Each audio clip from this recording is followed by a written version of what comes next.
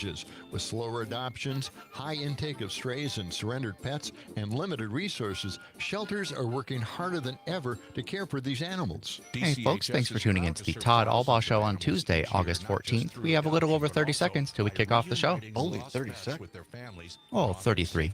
Programs for struggling pet guardians.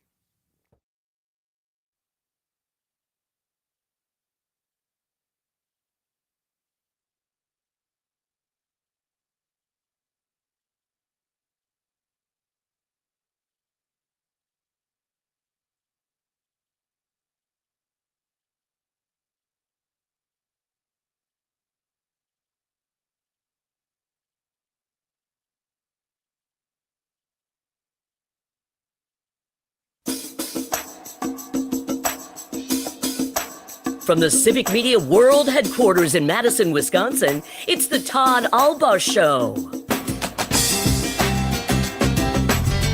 And now, pursuing truth wherever it may lead, here's your host, Todd Allbaugh.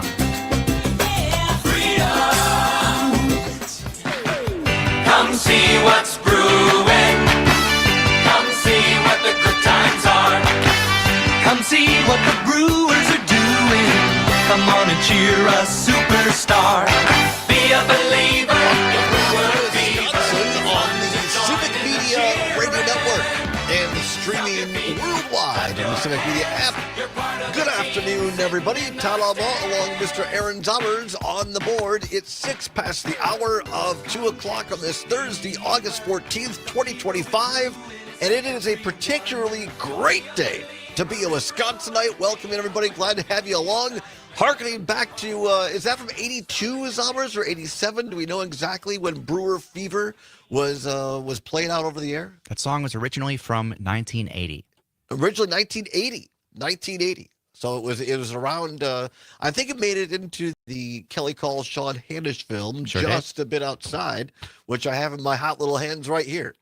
Amazing how this movie that came out last year, and you can still see it on DVD for free on Roku. You can stream it, buy it on Apple TV, Prime.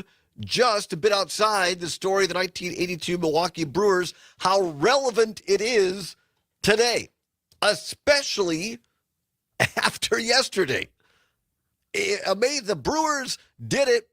They won 12 in a row. They swept the Cubs, winning 12 games for only the second time in history in the regular season, third if you count the postseason in 2018.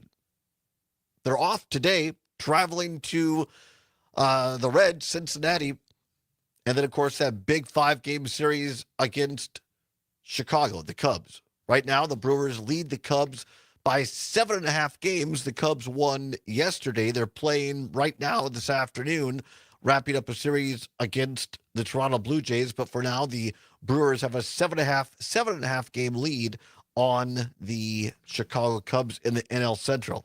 But what a deal, Zomers. I mean, we were watching the end of the game yesterday right after we got off the show, or got done with the show. 12-5, I believe, the final score. 12-5. And it was exciting. I thought you were going to say something no, else. Fine. But no, fine. absolutely. He's left speechless, you understand. By the way, a big show coming up, very important guest at the bottom of the hour. Sarah Ashworth, the director of Wisconsin Public Radio, and John Miskowski, the director of PBS Wisconsin, formerly Wisconsin Public Television, are going to be with us talking about the cuts to the Corporation for Public Broadcasting at the national level and what that could mean to public radio and public television across Wisconsin. Going to be talking with them at the bottom of the hour. And then also in hour number 2, little silliness for you, a car edition with the Trump tariffs. Never too early to buy a new car, or a car if you need one.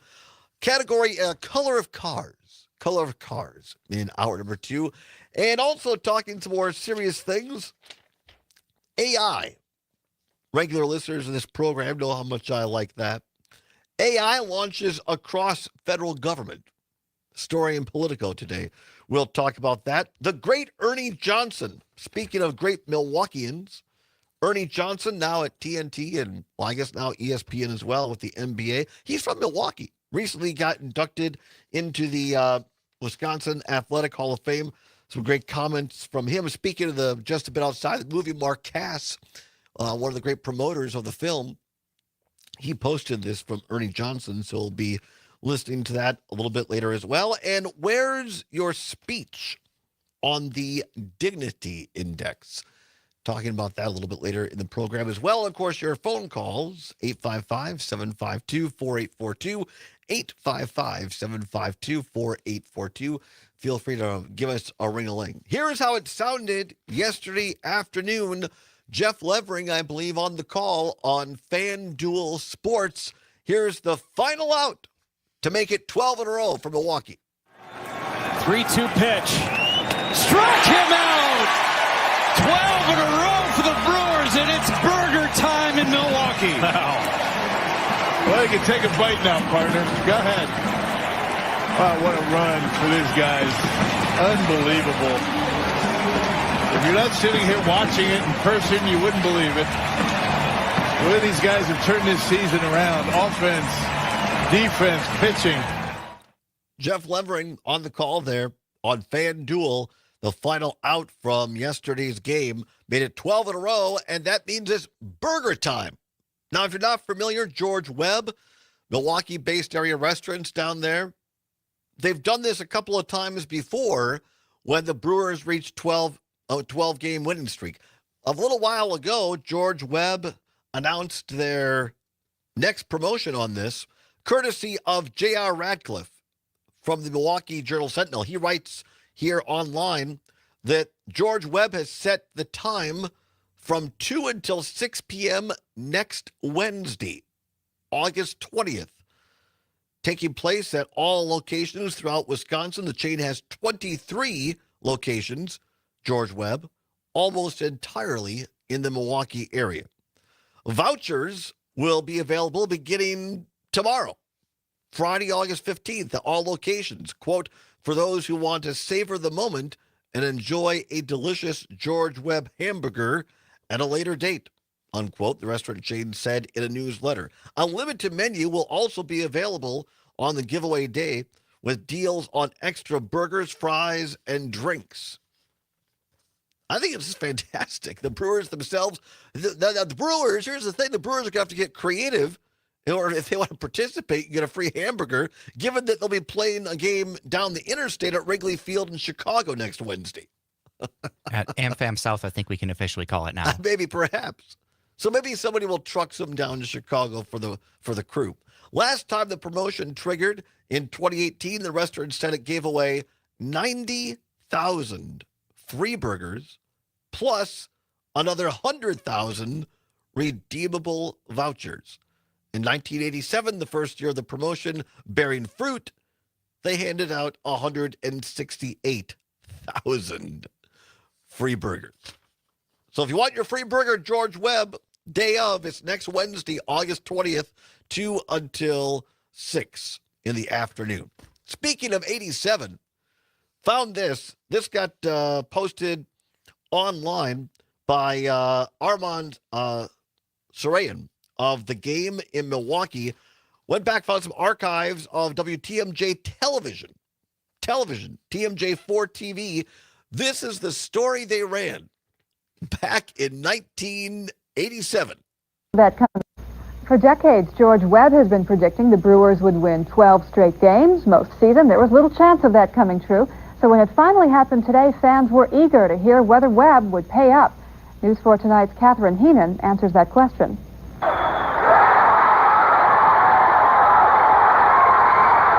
That was the home run that made George pay. And if you think in the midst of this excitement, people had forgotten about the George Webb's promise, think again. Well, Robert, whatever he offers, you going to take him up on it? I certainly shall. Being a Scotsman, I will.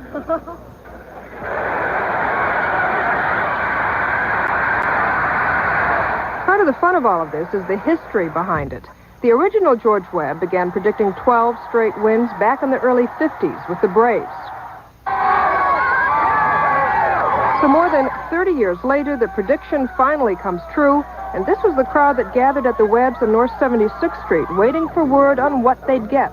Congratulations. Thank you very much. If you picked up a coupon today, it's good for a free hamburger Wednesday through Sunday of this week. But anybody can walk into any Webbs Wednesday without a coupon from noon to 8 and collect.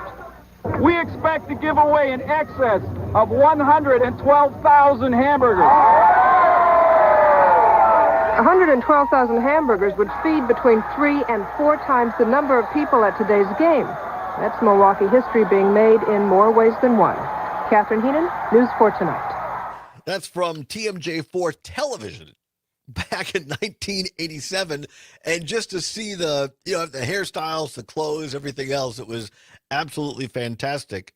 And again, for the record, according to this story by J.R. Radcliffe in the Milwaukee Journal-Sentinel this afternoon, back in 87, first time it happened, 168,000 burgers at George Webb in total. Crazy. And I remember this game, and I mean, 87, it was a magical year. It was my first year at WRCO in Richland Center, which carried the games then and still carries now. Now it's a part of Civic Media, RCO and RCE. You can still hear the games on WRCE 1450 AM and 107.7 FM. I remember that year when they started out 13 wins in a row on Easter Sunday like that, and then it was 87 also that Juan Nieves pitched Milwaukee's first and thus far only no-hitter. So it was. I mean, after 82, which I also remember going to the World Series, but after 82, probably the next biggest year for a lot of Brewers fans was 87. It was a lot of fun. Now it might be 25. And now it might be 2025 because I haven't seen this kind of excitement in Milwaukee. I mean, 2018, I guess, when they went to the NLCS, got beat by the terrible Dodgers in that one in Game 7 in Milwaukee. But this year is something special. And again, I hope, just to reiterate a little bit, I hope people are soaking this up and enjoying it. Let's play this cut, Zommers, from Brandon Woodruff, who got beat up a little bit early in the game, but ended up being, I believe, the winning pitcher of record. This is Brandon Woodruff after the game in the gaggle, as they say, in the locker room after the Brewers win. There we go. So 1987. Wow. Where were you in 1987? I wasn't. I thought. Yeah. How do you feel about the free burgers? It's awesome. I was telling my wife last night. I was more nervous about. I wanted to win the burgers for everybody, in the stands, and include myself. But no, it was fun. It's a cool thing. Like you could tell the energy around today is like on the day game was a little bit more than usual, and no, it was fun. But seriously, I wanted to win those burgers bad for sure. That's George. I almost said it's George Webb. That's Brandon Woodruff after the game yesterday. I didn't realize. I'm not sure where Woodruff is from. I didn't realize he had I would call it a very cool Southern accent. Yeah, I didn't realize that either. Yeah. He's a redhead, the ginger, as they say, full beard and everything. Seems like a great guy. And he just kept, I mean, again, I want to hear one more cut here in a minute from Isaac Collins, who could very well be the National League Rookie of the Year, who is going to be off for a couple days, apparently not going to be with the team in Cincinnati because his wife is about to have their first child. And they were based out of Colorado because that's where he was when he got claimed by Milwaukee. And so his wife's been out there, and apparently her family is out there with her, and I'm not sure if they're inducing or exactly what, but apparently the child is expected to be born this weekend. And so they've given Isaac Collins the weekend off to, that was nice to be there for the birth of his son. I want to hear from him a little bit when we come back as well. And then we'll take a couple of look at other non-sports news headlines of the day. Henry, listening in Madison on WMDX, says, free burger in paradise. How about that? I hope you caught it. I sure have. Brewer Fever. Talk a little bit more about it after this. It's the Allbaugh Show across Wisconsin on the Civic Media Radio Network. Come see what's brewing. The Milwaukee Brewers.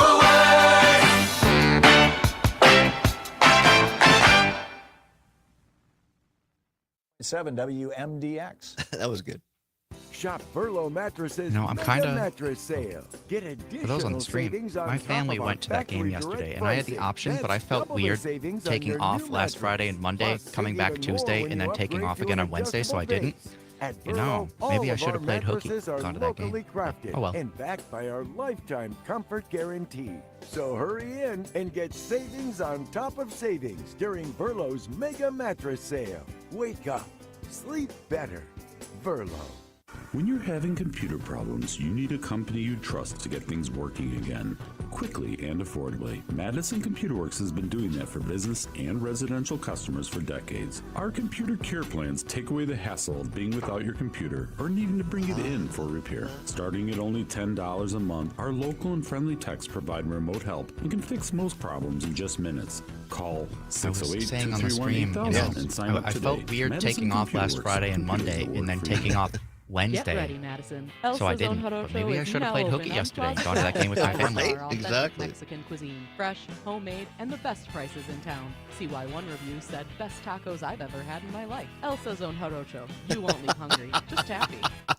Got a text or see something. Just a funny email. Public schools and Oh, private it won't schools share and on the here. people who are sitting to the left and to the right of me in classes, and when the professors and the TAs and the staff don't all look the same, education is promoted. You get a better sense of what the world is all about. We know that also because our Supreme Court has said so. Brown versus Board of Education, Brown versus Board of Education 2. Amicus, a law review with Jim Santel. Saturday mornings from 9 to 11. Not completing high school is more of a social thing than it was an academic thing. Even though all these years have passed, I still had that longing to have my diploma. At age About 30 seconds. Carissa finished her high school diploma. If you're even considering getting your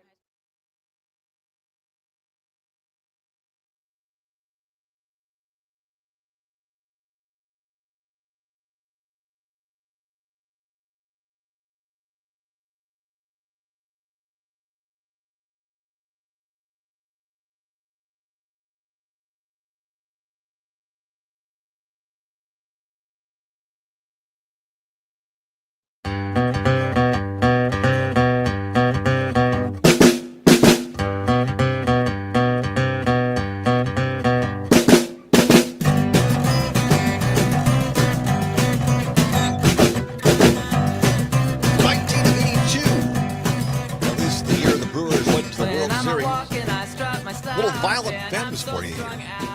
Love this song. Could jam out to it all day.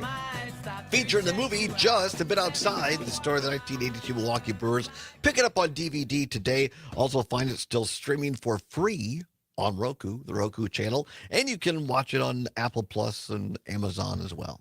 It's just, Zommers and I have both seen it multiple times. And the vibe, Zommers, agree or disagree, the vibe in that movie, and you think, well, wouldn't it have been fun to live through those times? And I'm old enough that I did. But you didn't live through those times. But I mean, in your opinion, as somebody who didn't live through that, but seen the movie, lots of similarities in the vibe. Definitely. And I have to say, I got to, thankfully, because of the show, got to meet Kelly Call and Sean Hanish, producer and director-producer, and thank them for making this movie, because as someone my age, you can't experience that anymore. Like there is a certain type of magic that in the days of social media and, famous people having to distance themselves for their own safety, you can't really have the same kind of vibe as you did in the 80s. But that movie really lets you experience some of that magic. And I got a little taste of what it could have been like, Right. Yeah, absolutely. Well said. And you get the feeling, for those of us that did live through 82 and 87, that there is a little bit of that magic in the air again. And perhaps maybe a lot of it, or at least a part of it, is due to the late, great Bob Uecker. Uecker magic. We're seeing those signs more and more.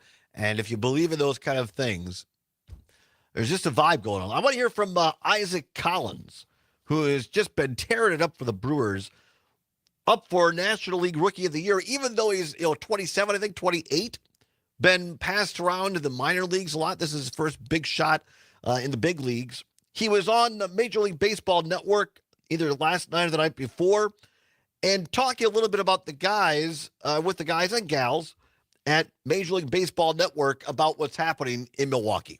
Montage. Dero called you a machine. I've got the machine sitting to my right here. Albert Pujols, what's that like to share that nickname even ever so briefly? That's insane. I'm not going to lie. I had a poster of Pujols in my room growing up, and on it said the machine. So this is just like That's so cool. Crazy moment for me to be talking to you guys. What did you think of Dero's breakdown yesterday on you? I loved it. I'm happy he gave me that shout out to playing high school football, and I mean, he's right. Like, it's just, it's been a long journey for me to get here, and I've had to fight at every single level, and I think those experiences in the minor leagues are helping me out here at this level. You talk about your journey, Isaac. 2019 ninth-round pick. No 2020 season was canceled. Rule 5 in 2022. When you look back at it, the journey from then to here, what comes to mind? What stands out for you? It's just a lot of adversity, and how to handle it. Really, again, I was never really a top prospect. Never was really a priority. So it's just what can I do to separate myself? What do I got to do to get on the field? And that's, play outfield, play infield, put together quality at bats, and just give my manager no excuse not to put me in the lineup, Love that. Isaac, congratulations. Albert Pujols here. Talk to us about the energy right now in the clubhouse and the stand and with the fans as well. And also, you just mentioned, playing for Pat Murphy. Talk to us about how you feel about playing for him. I love Murph. I feel like I just fit perfectly with his style of baseball. The vibes in the clubhouse, the vibes throughout the city are just as good as it gets right now. And, we're just taking this thing one day at a time. We're having a lot of fun while we're doing it. And just executing the game, really. That's ultimately what it comes down to. Whatever the game gives us, we're taking it. And pitching, defense, at the plate, we're just, we're playing good baseball right now. That's Isaac Collins on Major League Baseball Network. How cool is that?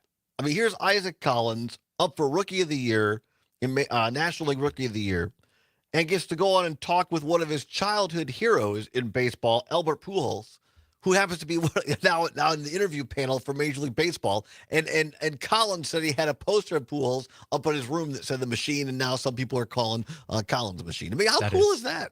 That's got to be incredible to experience. And I really like what he said about giving the manager no excuse not to put him in the lineup. Right. Just the kind of drive that he has. It's paying off. Yeah, it really is.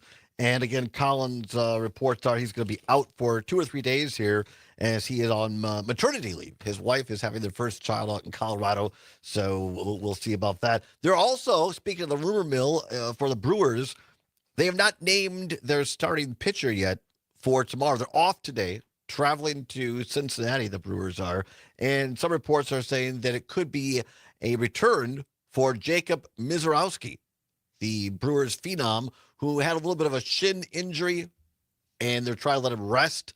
So the thought is they may bring the Miz in on Friday for at least a short start at Cincinnati. They want him healthy for that 5-game series against Chicago in Chicago next week, but probably good to get him a little bit of work early on. So we'll see. Miz may be on the mound on Friday, but exciting times.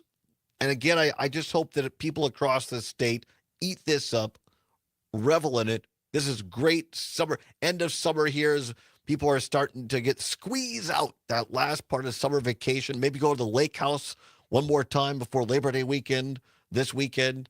Going to some of the festivals around Wisconsin. I know for particularly our listeners on AUK in Southeast Wisconsin, going to be cleaning up. Maybe helping neighbors or friends clean up their basement or things like that.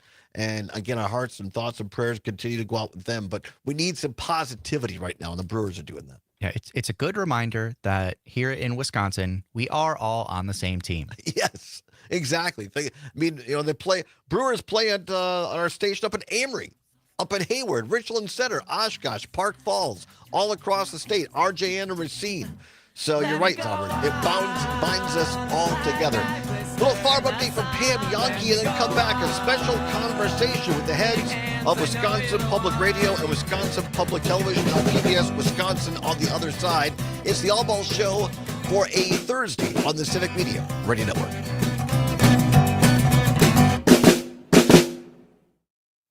Madison. Real news and great conversation. 92.7 WMDX. Connecting audiences, powering brands. There they are. Hello. How lucky am I? How are you guys doing today? Good. How are you? I am doing well, Sarah. I'm Todd. A pleasure to meet you. Nice to John, meet you. was one of our great customers at the old Fifth Element, so You're I've had the telling pleasure me- of knowing you're him for a telling me while. about that. And I haven't had any coffee since. That's nice sentiment. I appreciate that. It was great. I was telling Sarah that it was the best. I'm not a coffee drinker, but it was. It was I the didn't one know place that I about you, would drink the John. coffee. It was excellent. Well, we were very fortunate to have that direct relationship with our farmers from El Salvador. So it was I mean, at the time we were buying it for just we were paying the farmer a little bit above fair trade, but it went on and one that was something called a Cup of Excellence, and it ended up being one of the best coffees in the world, and it was selling for huge amounts of money, and we were getting it for essentially normal prices. So we were very, very fortunate to have that. Yeah. Just so you know, we are not live on the radio right now. We are still streaming on Facebook, YouTube, and Twitter. In a few minutes, we'll be back on the radio. So that is my wonderful and talented producer, Aaron Zommers, who keeps me in line. Are we going to have some violent femmes coming back in? Well, speaking of, what do you guys want for walk-up music? Uh-oh. Aaron's great on the board. What requests? Tell us. What do you want? Well, there's always that all things considered. Well, you can't play that though. The ATC theme song. That would be... Well, I don't know. We can credit it, can't we? I don't know. Yeah. Well, I think the person with imagination, and that's not me, should figure that out. I don't know. What Zommers? Any ideas here? I mean, we could do another song related to Brewers if we want to keep that theme going. I know that's we'd rather talk about the Brewers, but you could have Fred Rogers. There you go. That's good. I like that. There's some nice a little Mr. Rogers. Johnny Costa jazz versions of those too, as well. Oh, really? Out there in the world. Huh.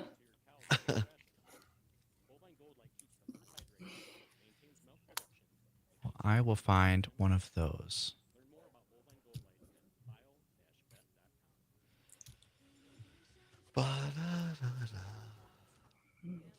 Todd, what else are you doing besides this? This is it. Full time. I've been with Civic. I mean, John knows the sad story. Another shop that'll go unmentioned, Barrique's, moved it across the street and kind of helped take us out. So we closed down the first one, and then we did another one over on Rimrock Road called Finca, which is still there. But then the pandemic hit right after we opened up, and there just wasn't enough revenue for my business partners and I and everybody to kind of live off that. So I had an opportunity to go do a management gig at LL Bean. So I did that. And then Sage Wild started Civic going on 3 years. So it is 3 years, I guess. Yeah.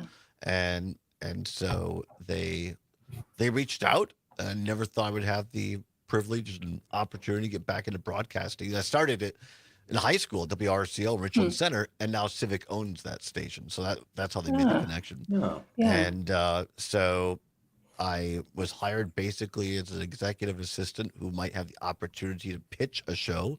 And the first day I walked in, and they said, we're going to move some things around. You're going to have your own show 3 hours a day, and it starts in 2 weeks. Can you do it? I said, sure. Nice. And so now it's 2 hours, but moved times a little bit, but here we are. So I'm very fortunate.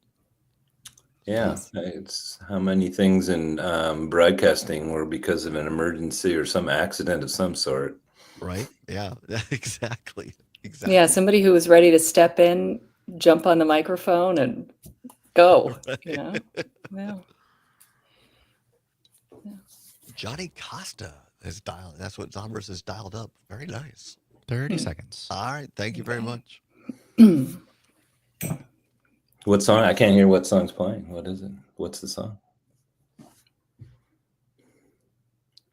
We'll be surprised. Yeah.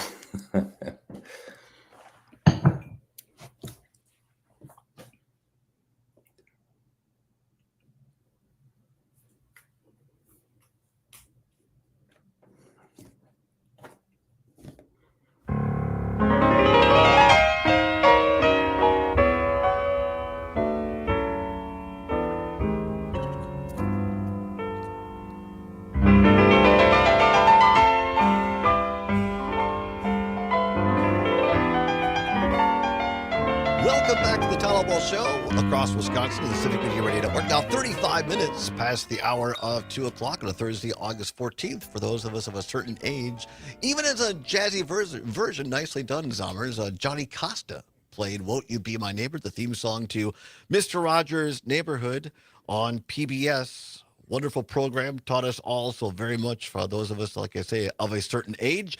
And now programs like that may well be an endangered species. We covered it last week, the announcement that the Corporation for Public Broadcasting will, for all intent and purposes, cease their operations in September, maybe a few staffers lingering into the next calendar year. And not just that, but the Trump administration and the Republicans in Congress through the rescission bill are going to be clawing back a little over $1 billion from the Corporation of Public Broadcasting that was already passed and signed into law by a previous Congress and a previous president. I know our friend Jane Matnair on Air, had our friend Robert Pilot of Native Roots Radio that plays out on this network, how it might affect Native radio as well, because that's part of public broadcasting. But right now we are joined, being honored to be joined by two guests for the rest of this half hour. Our first guest, Sarah Ashworth, is the director of Wisconsin Public Radio, and our second guest is the director of PBS Wisconsin. For those of us of, again, of a certain age, grew up with Wisconsin Public Television, but now goes by PBS Wisconsin. John Miskowski, Sarah and John, thank you both very much for joining us via StreamYard today, and welcome to the program. Thank you for having us.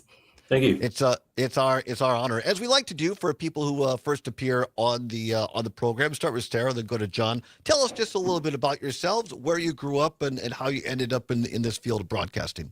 Oh, sure. Hi, everyone. I grew up in Minnesota, actually, across the river in Minnesota. I've been in Wisconsin now for 2 years. I have a lot of family who is in Wisconsin. Wisconsin was a state we would visit when I was a kid. And WPR was a station I knew about for the last few decades. It's just one of those stations that has been around for 108 years. People across public media talk about it as Wisconsin has something special going on there. And so it was a station I always paid attention to. I came up working in newsrooms. So I was a reporter, I was a news director, I was an editor, I was a producer on a talk show, a couple of different talk shows, actually, and then moved into management. And I was at Vermont Public right before this. But I've worked at 5 different stations in the Midwest and New England area predominantly. But I'm really happy to be what I consider home in the upper Midwest now and at WPR. Very good. I appreciate it, Sarah. John? Well, I grew up in Stevens Point and had the delusion, I think, that if I came to school in Madison, I might discover, a career or something like that. And it turns out I did. And that was while I was in school. I started volunteering at then WHA-TV, then later Wisconsin Public Television, now PBS Wisconsin, and started volunteering, and then had a part-time job. Primarily, my career has been in fundraising, including 4 years at WGBY in Springfield, Massachusetts, which was a great experience, being the sister station to WGBH in Boston. I'd say the focus and things that I'd talk about in my career has been really the Wisconsin focus that we have identified as a focus of our work at PBS Wisconsin. So projects like our veterans projects, our World War II, Korea, Vietnam veterans programs, and community engagement.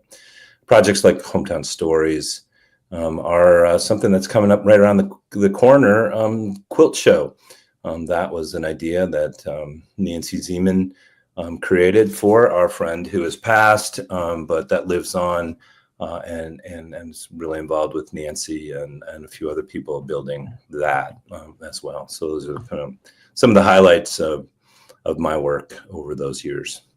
When I think of now PBS Wisconsin and also Wisconsin Public Radio, I think of my childhood, Mr. Rogers' Neighborhood and Sesame Street, certainly. Also, I'm back in the day in public schools in Wisconsin where they would roll in the television on a cart and turn it to PBS, and there'd be, like social studies programs on there. That was part of the learning back in the day. When I think of Wisconsin Public Radio, I think of working on, high school and college painting sets for musicals, and it would be tuned to, WHHI Highland, and that would be the background music that you listen to. And I'm a huge Garrison Keillor fan. So these are things that are foundational to me growing up, but I know I share that with a lot of Wisconsinites. Let's just have a roundtable discussion. John, then Sarah. I mentioned this at the top of the segment. Corporation for Public Broadcasting, for all intent and purposes, gone after next month. How is that going to impact, for those of us around Wisconsin who are concerned about your two institutions? What is your first knee-jerk take? How is these cuts to a Corporation for Public Broadcasting going to affect PBS Wisconsin, John? Well, let me. I'll describe my two major concerns, and one is that federal funding has been core to the innovation and creation of children's programming. Daniel Tiger is this amazing, continuation of Fred Rogers' legacy. I have a 4-year-old granddaughter. You take whatever kind of almost any issue she's dealing with, we know that show has a show about that. We know from her, and we know from other parents, that show really helps children manage their emotions, find solutions, and things like that. So that main driver of that investment that prepares children for school. We have what I've heard described as a reading crisis in this country. It's just a little frustrating to think that this proven service that is tested and is designed for kids to learn and succeed and be prepared for school, that has so sort of lightly kind of been defunded. Now there are some effort to refund that, but that's one thing that I would say is a priority. And then next thing across the country, and I know you asked about PBS Wisconsin, but the next thing that I would say is rural service. If folks understand, like what you had mentioned, tribal radio stations, especially if you look at places like Alaska, those radio stations are literally a lifeline for people.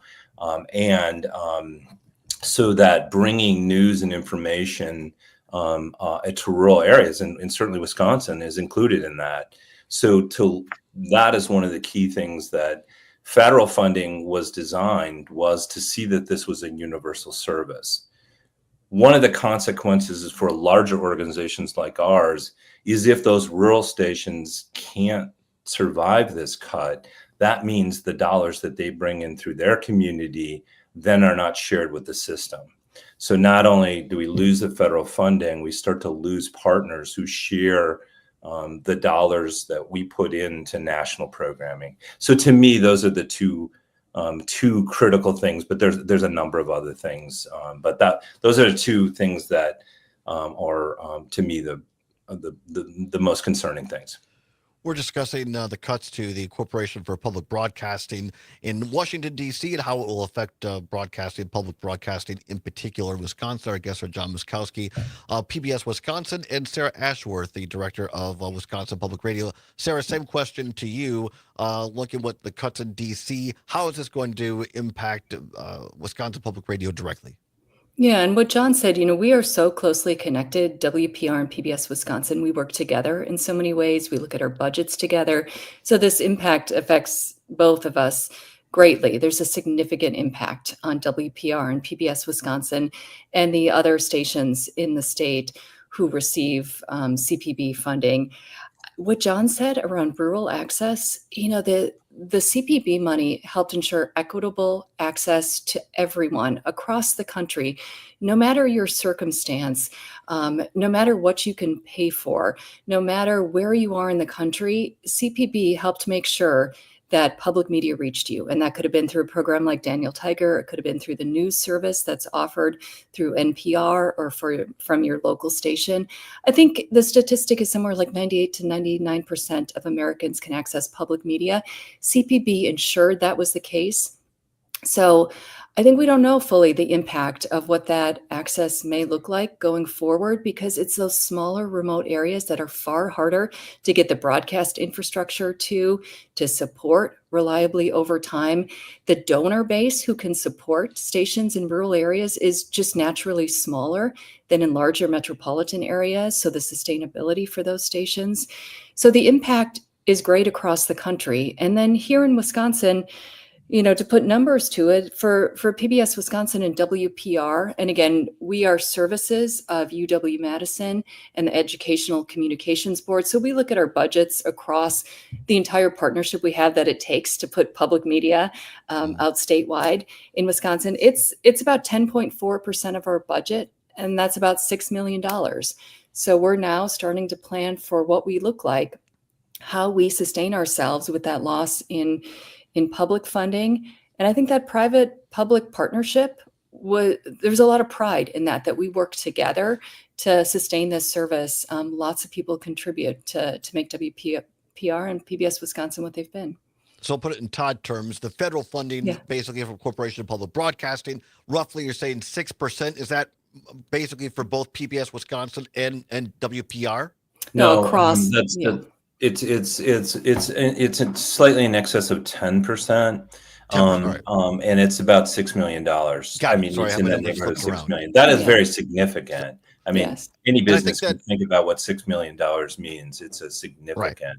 And I think we had some people email in and knew you guys were coming on. So I think one of the questions in Wisconsinites' minds is, all right, so you're an entity, basically you're a subsidiary or a part of UW-Madison. So the crises, if I could use that word, maybe not too melodramatic, at both PBS Wisconsin and WPR, is it caused by predominantly the Republican-controlled legislature not funding the university system well enough, which those monies get put into your two entities? Is it the fact that the federal funds are drying up, or is it the fact that not enough people are giving during the pledge drives, or a combination of all of that?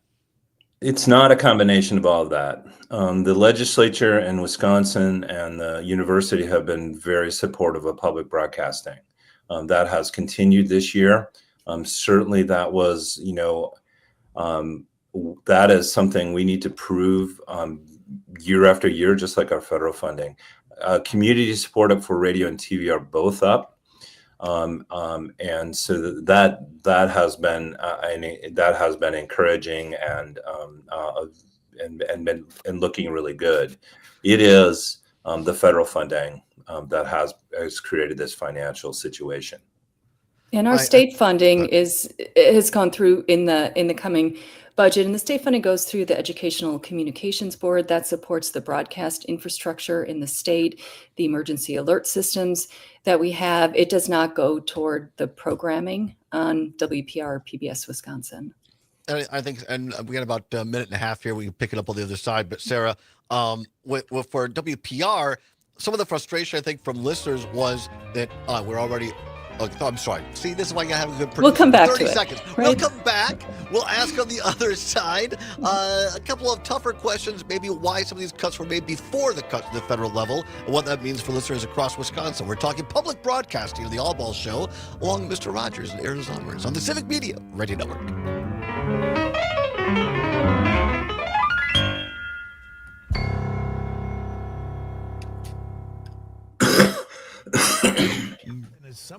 Thank you both. Great. See, I was tuned into the conversation. I wasn't watching the clock. Broadcast time goes fast. I know, right? Right? It's different than regular time. Yeah, when you're doing it, it goes fast. When you're waiting for it, 90 seconds is forever. Strongly agree. Yes. Voting rights activist Stacey Abrams and Wisconsin Governor Tony Evers. IDFest also. Tony watching on Facebook. Is there any chance that one or some of the canceled PR, WPR? I'm sorry, I'm thinking of something drinking after the show. WPR programs to end in September could be transferred to a public benefit corp, such such as civic media. This would include transferring the people involved in the canceled programs, who I presume were laid off as part of the cancellation of the program. That's an in-depth question. Yes, it is. Yeah. You guys want to Yeah. start that now on the stream? We can maybe talk a little bit about it when we come back.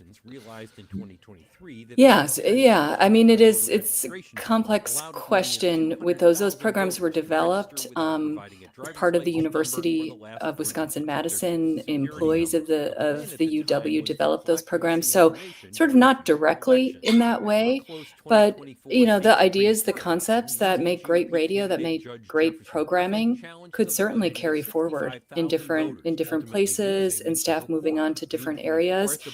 There's I think the programs that we're losing they were created because they're solid, good programs that really thoughtfully approach how to talk about issues. They bring on interesting guests. I mean, that's good radio, no matter where you are. So, in short, I mean, yes, that work could continue in different ways, and I hope programs like that continue. It's just not something that WPR could continue to financially support right now. Okay.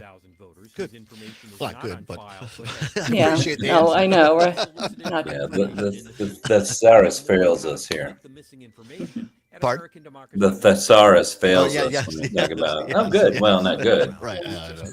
Yeah. Sad but true. A performance without an audience is just a rehearsal.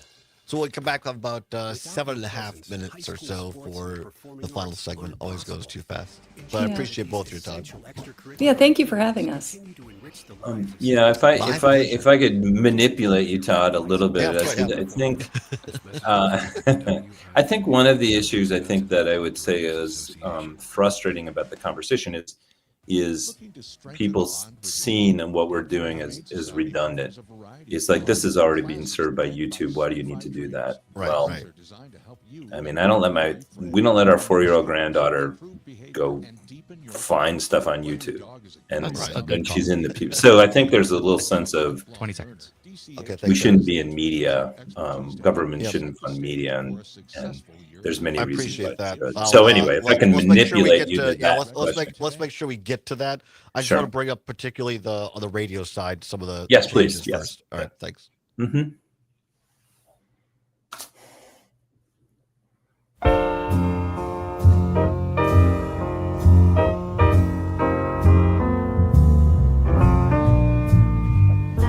I could listen to this music all day long. I'm a huge jazz guy. They had jazz on the square last night in Summers. I went up after work. They were playing jazz outside. Perfect night for that. Welcome back to the Allbaugh Show on the Civic Media Radio Network. A little jazzy version of Mr. Rogers. 8 minutes before the hour of 3 o'clock, the top of the hour, ABC or CBS News, depending upon which of our great stations you're listening to. A check of weather. Mike Clemens with a sports update. See how Jordan Love is doing after that thumb surgery. And then hour number 2, a little what's worse for you, car colors in the goofy and nonsensical in hour 2. Right now, very serious. We serious to a lot of us across Wisconsin. We appreciate our 2 guests this hour, half hour, the director of Wisconsin Public Radio, Sarah Ashworth, and the director of PBS Wisconsin, John Miskowski, join us via StreamYard. Sarah, I want to pick back up with you. Certainly these changes disturbing to people like me in Washington, D.C., these cuts. But I think for a lot of listeners across Wisconsin, there was some frustration, quite frankly. And you folks at Wisconsin Public Radio put out an announcement. Several shows, all things considered, Doctors Overpass. There were a lot of cuts to a lot of favorite programs and personalities before these federal cuts were announced. And so I think the question for a lot of people was this proactive? Were there problems inside of WPR already? Or was it a lack of state funding? Why all these cuts? Because it's really disturbing for a lot of people to lose those local Wisconsin programs and personalities. Yeah, no, I understand that question, and to have four programs end at one time since COVID. So I've been at WPR for 2 years, moving here 2 years ago. It was around COVID, though, that listener patterns started to change. Your commute wasn't there in the same way for most people. And so we saw changes in audience, in listener habits, how people were accessing information, what they wanted to listen to. And we saw declines in membership. We saw declines in audience, not immediately, because there was a lot of vital information that public radio was distributing and audiences were high. But in the last few years, we did not see a rebound back to where we had been. And so since COVID, WPR was operating with a budget deficit, and it was not improving. And we were using reserves that we had built up over time and with a lot of donor support and member support in order to have those reserves.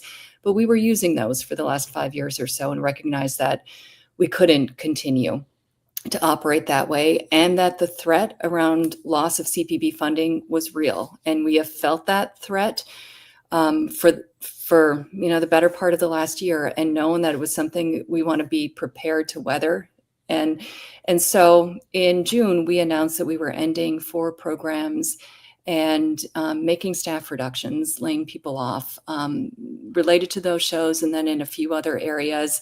To focus our service, we are prioritizing our service to Wisconsin and the programming and the stories that are about and with and for Wisconsin. That's what you will see WPR focus on in the coming years. And programs like To the Best of Our Knowledge are wonderful hallmarks of public radio. They've made an impact globally. They're well-produced, wonderful programs. A program like that was just something we financially could not support going forward. Quick answer, if you would, please. Yeah. Is it that, and we see this in our company, others as well, this online or podcasting or listening to it on demand, is that something that Wisconsin Public Radio is looking at doing to improve listenership and those types of things? Yeah, we definitely see. We have a daily podcast, a daily news podcast called Wisconsin Today. It's just a few minutes long each morning. You can listen to it and get caught up on statewide news. We launched a new email newsletter, also called Wisconsin Today, that you can sign up for at WPR.org. And that's another way we're putting stories out there. We are investing in the digital experience for Wisconsinites. Our website we revamped in the last year. I know you asked for a short answer. I could go on, but yes, we are looking across against the digital. clock, as you guys can understand. John, I want to get to this because I think of Wisconsin Public Television, PBS Wisconsin now. I think of becoming or being Bucky, the story of Bucky Badger. That's something you're not going to get anyplace else. One of the questions is, why do we need public broadcasting when we have a million choices out there in the streamosphere? Your thoughts? Well, I think I'll give you another example coming up, and Ken Burns' next epic is the American Revolution. During that week of that broadcasting, let me just repeat that. During that week of that broadcast, and the online streams of this, and the many ways that people will watch it, more people in that week will learn about the American Revolution than has ever happened in the history of this country. Okay, I feel like I need to repeat that. More people will learn about the American Revolution. We think that's important. In Wisconsin, we are going to be working with partners of libraries, museums. The Wisconsin Historical Society and the Veterans Museum are key partners who are providing materials and will convene conversations in communities across the state. Okay, so when I hear people say, we have YouTube, we don't need it anymore. I'm like, I have a 4-year-old granddaughter. That is not true. I think about, I haven't seen YouTube in our communities. I haven't, it's wonderful. YouTube is a great way for us to get our content out to people. It has been very successful. But YouTube, Netflix are not local. They do not bring local news. They do not engage and use the tools of media as we've done. Todd, about our veteran service, where the Vietnam veteran, a major effort in Wisconsin to capture those stories, to engage communities, and to have veterans be proud of their service and share their story. Netflix, YouTube, this wonderful service. There's great stuff there. None of that is replacing what public media means in Wisconsin and across the country. About a month ago or so, I was just sitting at home and I was not feeling that great, and I turned on PBS Wisconsin. This Wisconsin Lighthouse series is phenomenal. You're not going to find that anywhere else. And you learn history, and it's entertaining, and it's beautifully shot. Jerry Apps, Meet You at the Fair, Wisconsin Hometown Story. These are things you're only going to find on Wisconsin Public Television, PBS Wisconsin, sorry. And let me add one thing too, is that 30 seconds. That is the equivalent for education in Wisconsin too, around history and things. We are producing things for the classroom about Wisconsin that nobody else is. Make your donation And now it's to free. PBS Wisconsin. We'll throw in a free Just a Bit Outside movie night. I couldn't resist myself. Thank you, Todd. Thanks, John Me and Piskowski Hungry. and Sarah Ashworth. We appreciate you so much. Thank Stay you. tuned. Hour 2 is next. Thanks, Thank Todd. All right, we're cleared. Thanks, guys. That was a great job. Okay, Oh, thanks very much. Yeah, All right, anytime. We'll Yeah, love to have you guys Sarah, you back. got all the tough questions, just like I No, have. we've got all kinds is of the deal we've comments worked out. and questions, and we didn't have time for them. So we'll love to have you come back again because Anytime. Both Anytime. of these entities are very important to me personally, and I think they really strikes a chord with all of our listeners as well. Yeah, Yeah, thank you for bringing it forward. All right, thank you so Yeah, much. next Have a time good you got day. to think of some tougher questions for me, even though I prompted you on one. So I appreciate it. All right, Thanks. thanks. Bye-bye. Have a good day. Bye. You as Bye. well.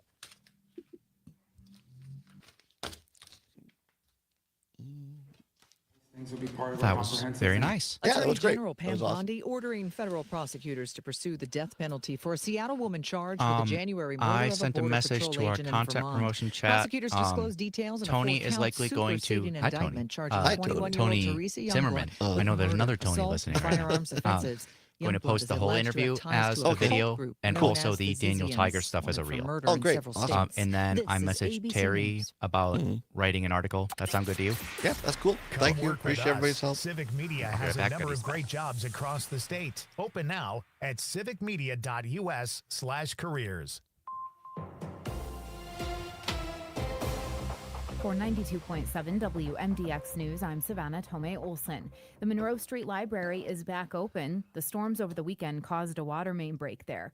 It was closed Monday and Tuesday for repairs. It's now open again to patrons.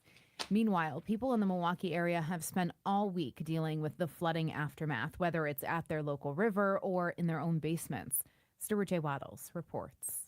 Every community impacted is doing things a little differently when it comes to helping clear away flood-damaged items. Most have drop-off sites with increased hours of operations. The city of Milwaukee is among those helping with the drop-off. They're also assisting with the pickup. In addition to the drop-off centers, the special curbside bulk pickup is ongoing throughout the city. If you place bulk items at your regular garbage collection point, and you call in, we will be able to pick those up. We understand there are some stuff that has been out there for 2 days already. We are trying to prioritize the city in the hardest hit areas. I've had many conversations with our elected officials on folks that are adjacent to waterways that have extreme damage. We're talking about hundreds of homes and stretches. We're trying to focus on those areas first. Gerald Kruschke heads up the Milwaukee Department of Public Works. He said during a press conference that they're trying to move people quickly through their drop-off site. Because we've seen that the public is really interested, we're deciding to extend our drop-off center hours until 6 p.m. Wednesday, Thursday, Friday, Saturday, and Sunday. We generally close at 3, but we're trying to give those folks who work first shift an opportunity to access our drop-off centers. To give them a little more flexibility, so it's an extra 3 hours every day. Leaders everywhere say it's important to report damage to properly assess the situation for recovery efforts. You can do that by calling 211. Governor Tony Evers declared a state of emergency, so now the federal government may step in. I'm Savannah Tomei Olson, 92.7 WMDX News. The Packers in Indiana. Hi, I'm Mike Clemens with sports with the Packers in Indianapolis for a joint training camp session against the Colts. The Packers arrived here last night. I asked rookie receiver Matthew Golden, with Jaden Reed and Dontavian Wicks out with injuries, what does he expect to see in his first NFL joint practice? Just another great test for me before regular season starts. Just going out there, just trying different things to where I would do in a game. So, just treating it as a game, just going out there, playing fast, lining up, and doing all of that. Baseball. The Brewers celebrating after beating the Pirates 12-5 to win their 12th game in a row. Starting pitcher Brandon Woodruff. I was telling my wife last night that I was more nervous about. I wanted to win the burgers for everybody, in the stands. I love hearing him say Myself. burgers. It's a cool thing. Like you could tell the Burger. energy around today is like on a day game was a little bit more than usual. Seriously, I wanted to win those burgers bad for sure. That's the Brewers' Brandon Woodruff. With sports, I'm Mike Clemens. Join the family. Civic Media has a number of great jobs across the state. Open now at civicmedia.us/careers. Mostly sunny today. Our high right around 82 this afternoon. Not incorrect. Tonight, it will be mostly clear with a low dropping into the low to mid 60s. And then tomorrow, mostly sunny and even warmer with a high of 86. Yeah, I'm not going to text them back because I don't know what I could say that would be productive. Right now, it's 80. And? Right. Amicus, a They're law right. review What with can we Jim say? Santel. Public schools and private schools, when the people who are sitting to the left and to the right All of me I in know is classes I'm not in and charge. when the professors and I the come in, TAs and I the do my 2 staff hours, don't I go to all bed. look the same. Not my circus, Education not my promoted. monkeys. You get But a we better know. sense of what the world is all about. We know that also because our Supreme But we Court what? has said so. Never Brown mind. versus Board of Okay. Education, Brown versus Board of Maybe later. Education Maybe 2. later. Amicus, a law review with Jim Santel. Saturday So here's a mornings little from nugget. 9 to 11. I went and The got my John and teeth Gordy cleaned this Show. morning. You know, we used to have And my hygienist cleaned my teeth like way up under. She goes, I can tell you're having a lot of, you're taking care, you're eating salad or something. I'm like, what? Because there's like a green, I'm like, oh my gosh. I went down to the terrace last night, and they had chimichurri flank steak Weekday mornings as a 6 till special. 8 on 92. And I'm like, oh, that sounds good. So I had that. And they had like this freshly made green chimichurri sauce with, cilantro and whatever. And I brushed my teeth twice since then, but still there is some little piece of cilantro stuck in my gum. Here we go. All right.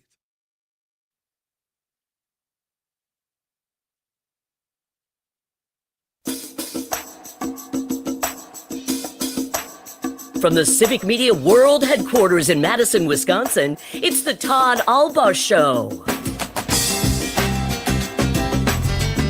And now, pursuing truth wherever it may lead, here's your host, Todd Allbaugh.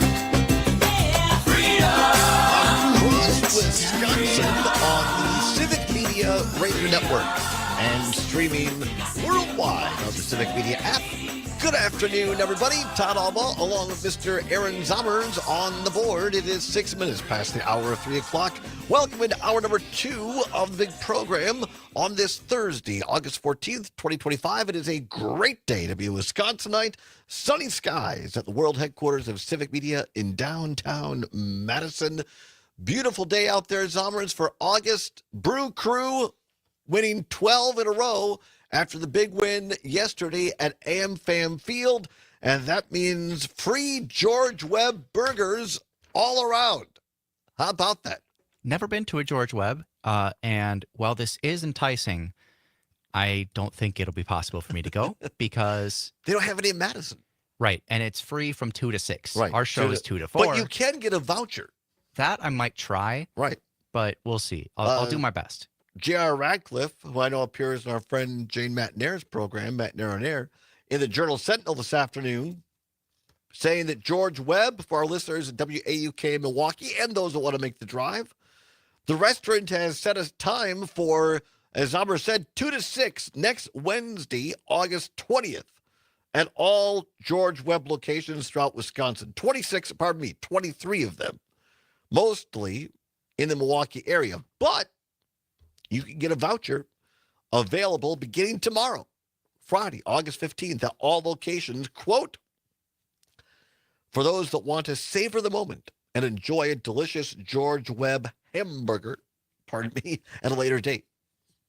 The restaurant said in a newsletter. So George Webb making good on the promises. Only the third time it's happened, twice in the regular season. First time, and for those that weren't with us in hour 1, George Webb, the original founder of George Webb, back when the Braves were playing in Milwaukee. In the 50s. In the 50s, said, I believe that we're going to get a 12-game win streak, and when we do, we're giving away a big burger promotion. Never happened under the Braves, but the legend continued. And so in 1987, the Brewers kicked off the year with 13 straight wins. And on the 12th one, George Webb made good on his promise of 30 years and gave away free burgers at George Webb. And then in 2018, in the postseason, the Brewers are making their way to the NLCS. They did it again. George Webb gave away free burgers, and now they're doing it again next Wednesday, August 20th, 2 until 6, where you can get a coupon, a voucher, starting tomorrow. So, Todd, after tomorrow's show, we're hopping in the car, driving down to get a voucher. That's right. Maybe also a burger. Maybe we'll get a voucher and a burger after the show tomorrow. That's not a bad idea, Zommers. So there you go. And by the way, if you would like to go to a Brewers game, they're hot tickets. Hot tickets. Hard to get a ticket right now to a game for the rest of the year, be listening tomorrow from 6 in the morning until 6 at night, because for every program across the network, we're going to give you a magical keyword, and then you text in using the Civic Media app. Here's what I'm confused about. Maybe you know the answer to this. Are we giving away tickets on every show, or is it just 4 for the entire day? It's 4 for the entire day. 4 for the entire day. All right, very It's good. you get if you listen all day, each show has a different keyword. You can get that many entries. Got it. So it's like stuff in the ballot box. Right. But it's legal and But part of it's the legal. rules. But it's legal. So you start out with Pat Kreitlow on his Up North Mornings from the Morning Show and North Pole program. No, it's Morning to Pat Kreitlow. You start out with that from 6 until 9. Pat will give you a word. Parker has it sealed in the other room. He gives it to Pat. Pat gives it to you. Then be listening from 9 until 11 with the fantastically talented and wonderful Jane Matnair and Greg Bach on the Matnair on Air program. They will give you a word. Then 11 to 2, stick around, buy some Bitcoin, and Hartman will give you a word. It's worth it for the word. And then you come on to our show, if you're still listening, come on to our show. Zombers and I will do some stupidity and give you a word. And then stick around for Maggie Dawn, the fantastic Maggie Dawn show from 4 until 6. And then she'll give you a word. And you can enter 4 times throughout the day. And at the end of the day, the computer will randomly draw one of the correct entries, and somebody will be going to a Milwaukee Brewers game. 4 tickets in the beautiful, cushy, fantastic plush club-level seats, cushioned seats. You got air conditioning concourse behind you. You can order food from your seat using your phone. They'll bring it out to you. Bathrooms just for that area. Couldn't be nicer. Zombers and I both been there. So if you're saying, man, I really want to get to a Brewers game, but I can't afford it or I can't find tickets, listen tomorrow. Free ticket Friday, but make sure you download the Civic Media app at your Apple or Android device first, because you're going to need that. The only catch, they will be for a specific game. Specific game. You have to be able to go to the game we tell you tomorrow. Also, and it's a statewide contest. You took the words out of my mouth. I was going to say also, it's a statewide contest. Speaking of statewide, how about Sarah Ashworth and John Muskowski from Wisconsin Public Radio, PBS Wisconsin, respectively, statewide as well. We appreciate them for taking their valuable time to come on our show, talk a little bit about those federal cuts in the Corporation for Public Broadcasting and for Wisconsin Public Radio and PBS Wisconsin. Apologize, we had a lot of questions during that segment and did not get to really any of them. I guess one we did over the break. But we'll have them back. They said they would be willing to come back, so we will do that, and we appreciate their time.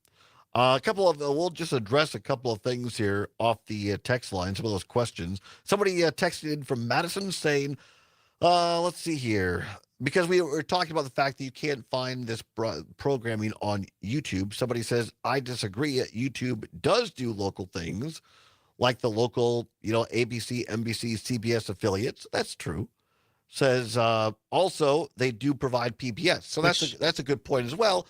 If you have YouTube TV, if you subscribe to YouTube TV, you could get PBS Wisconsin. Right. And they did touch on that a little bit, that YouTube can be a vehicle for WPR and PBS Wisconsin to get things to people, but it's not a replacement for it. Right. And you can't get some of those great programs like John was talking about, I was talking about. You're not going to find, being Bucky Badger, the story of all these people that were Bucky Badger over the years. You're not going to find Jerry Apps on just, random YouTube channels. Those are things that are produced solely and strictly by PBS Wisconsin. Chris, listening in Blue River on WRCE, says the cuts to the Corporation of Public Broadcasting is one that cuts to my soul and heart to the core. I began pledging to WPR when I was a college freshman at UW Richland, a college student. These morons want to destroy anything academic. They fear knowledge, unquote. Talking about the cuts at the federal level. And that's something we learned from Sarah and John, that at least a large majority of the cutbacks we're seeing in Wisconsin programming is due to a 10% cut, roughly, to the monies they receive from the federal level. And, foreseeing that they would do this is why one of the reasons why some of that happened before the announcement was made. Yeah. Speaking of UW Richland, I thought, I was involved in musicals, plays there. I can remember painting sets with Marilyn Loft-Hawk. Great artist, great person, Marilyn Loft-Hawk. We would paint and we would listen to All Things Considered or WHHI Highland. That's the WPR station in Southwest Wisconsin. And we talk about Orly Baker. He used to be on WRC early in the morning. Good morning, everyone. This is Orly Baker. He was a curmudgeony old farmer that they had a radio show, and it was sponsored by a local bank. And he'd tell some story. He'd be like, "Good morning, everyone. This is Orly Baker. Well, back when I was a kid, we didn't have anything called AI. Well, if you had to write a letter, Ma just gave you a piece of paper and you sat down with a pen and you wrote a letter. Those are the things that we did. Well, kids today, now they got computers and AI. Nobody has to think for themselves. We used to call that a dunce. They put them in a dunce cap and you put them in the corner and they were a dunce if they didn't know anything. Well, now you got AI to do all your work. Well, the people at Boscobel State Bank, they'll do the work for you as well, whether it's your banking, your finance, and they do a live read. You call it for Boscobel State Bank, which is now it's a different bank now. But that was the show, and he'd have a take on things, an old farmer like that. A little bit of back in my day. Right. And he'd always end at the very end. He'd say, "Well, time is for now. For now, this is Orly Baker saying goodbye for today." And we would discuss at length, ad nauseam, what in the hell does this times for now mean? Does it mean that's all the time I have for now? Or does it mean I'll talk to you later? Times for now. This is Orly Baker saying goodbye for today. I'm sure he was right about a lot of the stuff He was right about, Orly was right about a lot of things. Anyway, Robert, listening on WLCX in La Crosse, says, what do the guests identify as the Republican quote-unquote leaders' reasons for attempting to dismantle public broadcasting, TV, and radio? I guess Robert was probably talking about the Republican leaders in Washington, D.C. that made these cuts. They really didn't say, other than, you had a few people on the MAGA side, the Republican leaders that talked about wokeness and all this kind of crap. But as Trygve Olsen, our friend, likes to say, who went to Badger Boy State with former Governor Scott Walker, who also likes to call Walker does, University of Wisconsin-Madison, quote, a woke den of indoctrination, unquote. Despite the fact that he sent his kids there. But he sent his kids there and then puts on Motion W cardinal and white gear and takes a photo and puts it out as his Christmas card. So, I personally don't think there's a real reason for these cuts other than just spitefulness and meanness. And I truly do think that there is a fear of knowledge by at least some of the MAGA leaders in Washington, D.C. They don't want people to know about history because that could be dangerous. Because guess what? When you know a little history, you learn something. How about that? All right, what else do we have here, Zombers? We're getting close here. Should we open the thing or should we wait till we come back? We can open it up. All right, here we go. Time once again for What's Worse. Let's go. This or that, this or that. Then, of course, the choice is yours. You can get with this or you can get with that. Welcome back to another edition of What's Worse. No prize money involved, nothing to give away, just your chance to have your voice heard across the Civic Media Radio Network, all 10 stations, news, weather, and sports. All right, as we said, the Trump tariffs are back in place. Cars. People are saying you're going to pay up to $6,000 more for a car in America now, thanks to the Trump tariffs. Does color matter to you when it comes to cars? The category today, what's worse, red cars or yellow cars? Red cars or yellow cars? Is this the start of a tongue twister? I don't know. 855-752-4842. 855-752-4842. What's worse, red cars or yellow cars?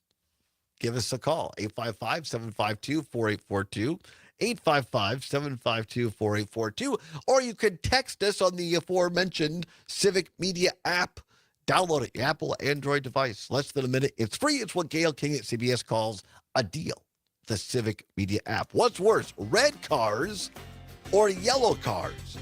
And while we're at it, is it true that red cars, red vehicles get pulled over more by law enforcement? Let's discuss that a little bit when we come back. It's the Allbaugh Show on the Civic Media Radio Network.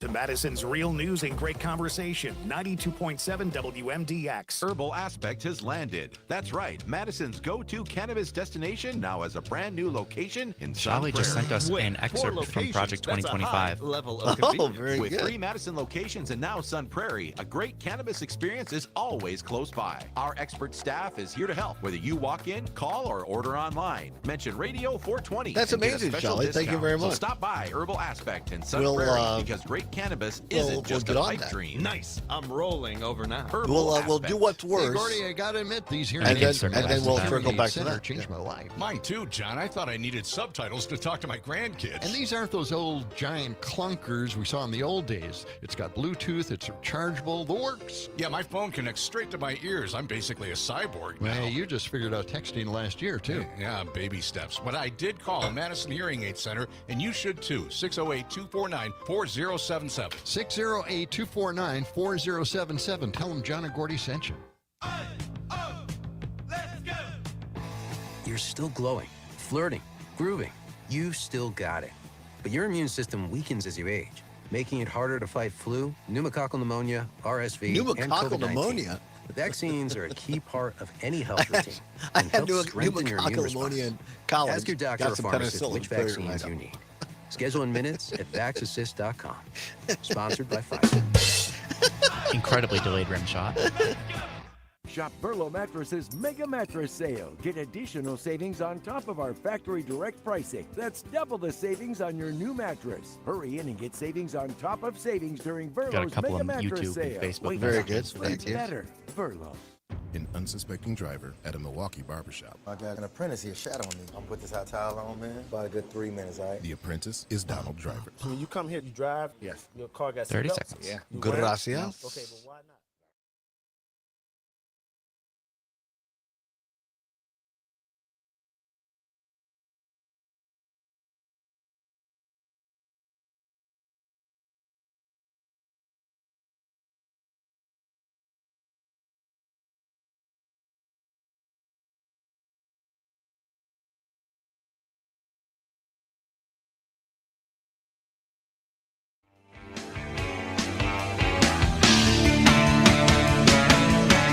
My uncle has a country place no one knows about.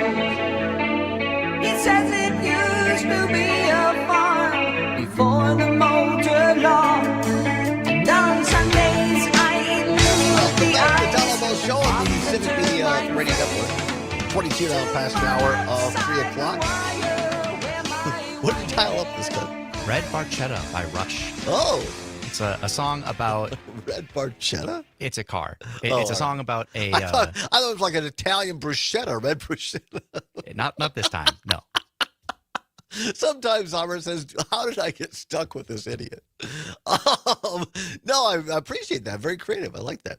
What's worse, red cars or yellow cars? 855-752-4842. 855-752-4842. Give us a call. Texter from Eau Claire, Tammy from Eau Claire. Apparently, CFW, the tap. I think our engineers are on that. Thank you, Tammy. I appreciate the heads up. So, trying to work out the over-the-air signal up there in beautiful Chippewa Valley. But you can always listen to us. That's the beauty of the app. If we happen to have little technical difficulties over the air, text us or download the Civic Media app, and you can just scroll through. We're on the first 10 stations, including WCFW 93.5, The Tap in Eau Claire and Chippewa Falls. What's worse, red cars or yellow cars? 855-752-4842, 855-752-4842. PJ, watching on the YouTube, says red cars are statistically, this is great, statistically more likely to be involved in accidents compared to white or yellow cars. though they are safer than black, gray, and silver vehicles. Wow. I imagine it's I just did because you not know can that. see them better. True. I think that, why I have a white truck, but they say like in the winter, although with less snow these days, maybe not so much.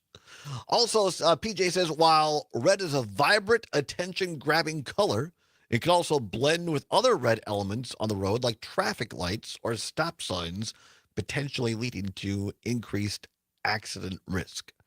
All right, PJ, appreciate that. What's worse, red cars or yellow cars? 855-752-4842, 855-752-4842. Jim, listening in beautiful Brookfield and WAUK. Jim, red cars or yellow cars, what's worse? I would say the yellow cars are worse only because they only look good and in certain cars, a very limited, type of car. Classic example, the 32 Ford that John Milner drove in American Graffiti. That car looked great. Right. That was a 32 Classic Ford. Your average car that you see on the road today, you got to go with the red. It stands out more. It is safer, and red's more of a universal color that looks nicer on more cars. All right, great answer. Appreciate it, Jim. Thank you so much. Have a great day down there in beautiful Brookfield. What's worse, red cars or yellow cars? 855-752-4842, 855-752-4842 off of Facebook.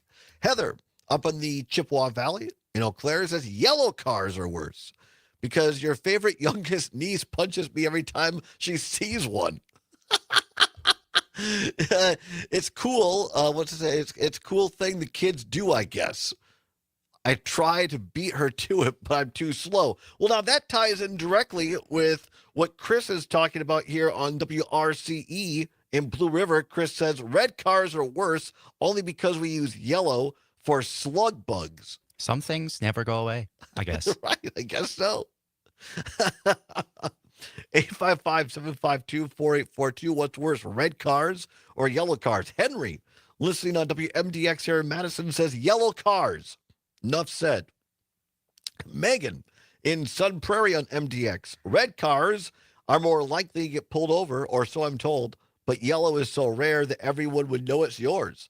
So maybe yellow is worse? I drive a white car myself, Megan says. All right, very good. Matt in Middleton says, MAGA killed the red color for me, so it'll always be worse now. Both get too much attention as a driver, I think, but yellow may cost more to fix. Red is worse. Really? It affects the cost of a car or fixing a car, the color? I didn't know that. What's worse, red cars or yellow cars, Summers? I don't know. I think I'm probably going to have to say yellow cars are worse because my dad drives a red truck, and if he heard me say red cars were worse, I think he would somehow just know. He would not let you and be back in his red displeased. truck? No, All right. no. But actually, I just feel like I agree with our caller before who said that red just looks better on more car designs. Brett, listening in beautiful Brown Deer, Wisconsin via WAUK, says resale red is the easiest color to sell, but it oxidizes more quickly than any other color.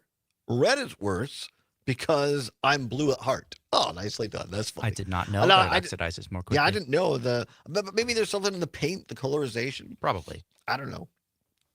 Yeah, I'm going to say yellow is worse.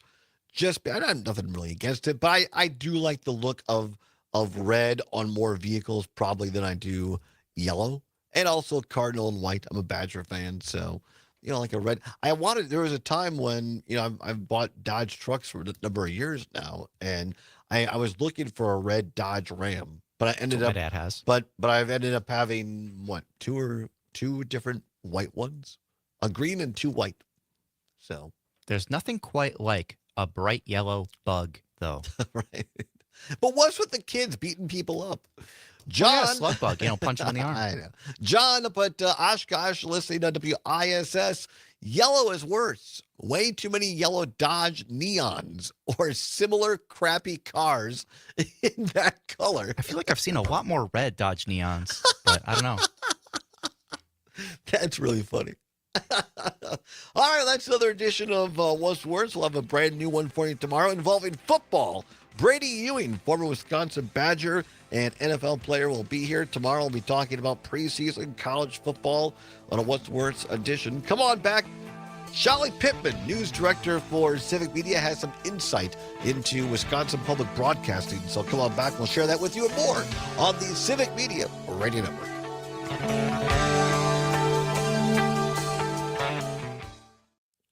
92.7 WMDX. Crypto Tom.